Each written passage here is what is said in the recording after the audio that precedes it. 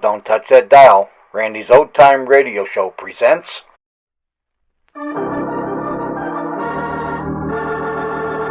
Another 5-minute mystery.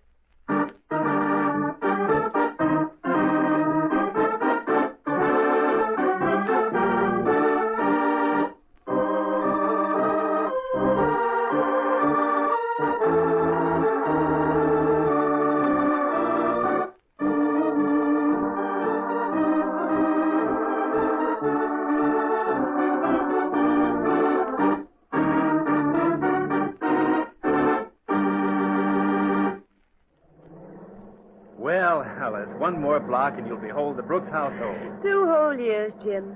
It just doesn't seem possible it's been so long. You and Dorothy married and with a place of your own. That's true, all right. Only too bad you haven't taken advantage of the old Brooks hospitality sooner. Well, I'm here now, and I intend having a perfectly wonderful time. Now, here we are. Oh, what a charming place this is. Dorothy's probably on needles and pins waiting for me to get you here.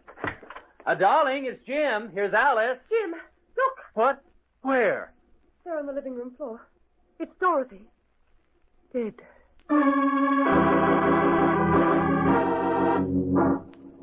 Mr. Brooks, I'm afraid you and Miss Manning will have to submit to some routine questioning. Well, I'll be happy to help in any way I can, Inspector. Thank you, Miss Manning.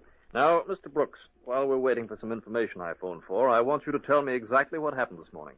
There's nothing much to tell. Both my wife and I were quite excited, expecting Alice, that is, Miss Manning here, and to visit us from Chicago.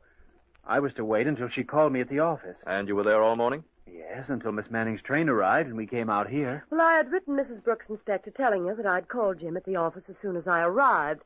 The train was an hour later. We could have been here early and maybe have prevented this. Oh, well, that remains to be seen. Apparently, Mrs. Brooks was sitting here in this chair, putting red polish on her fingernails, when she was shot from behind. The polish is spilled all over the carpet, and she was still holding the tiny brush in her hand. She must have recognized her attacker, and since she did not die instantly, she printed these 3 initials here on the floor with the polish. D.O.C. D.O.C.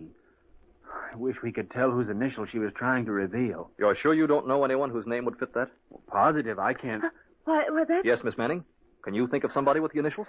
Well, D.O.C. spells Doc, and it's Mr. Brooks's nickname. Well, it can't be. Yes, Mr. Brooks? I haven't been called Doc for over 2 years. It was a nickname I picked up in school. My wife didn't like the name and never used it. Nobody in New York even knows me by the Doc. You've got to believe me, Inspector. It's the truth. Well, that we'll see. Just a minute. Hello. Yes, Grady? Yes? I see. Well, it's sewed up anyway. Thanks. Well, you both will be happy to know our little murder is solved. Oh, then it wasn't Doc after all. No, Miss Manning, it wasn't Doc. I'm arresting you, Miss Manning, for the murder of Dorothy Brooks. Why did the inspector arrest Miss Manning for the murder of Mrs. Brooks? In a moment, we'll hear, but first...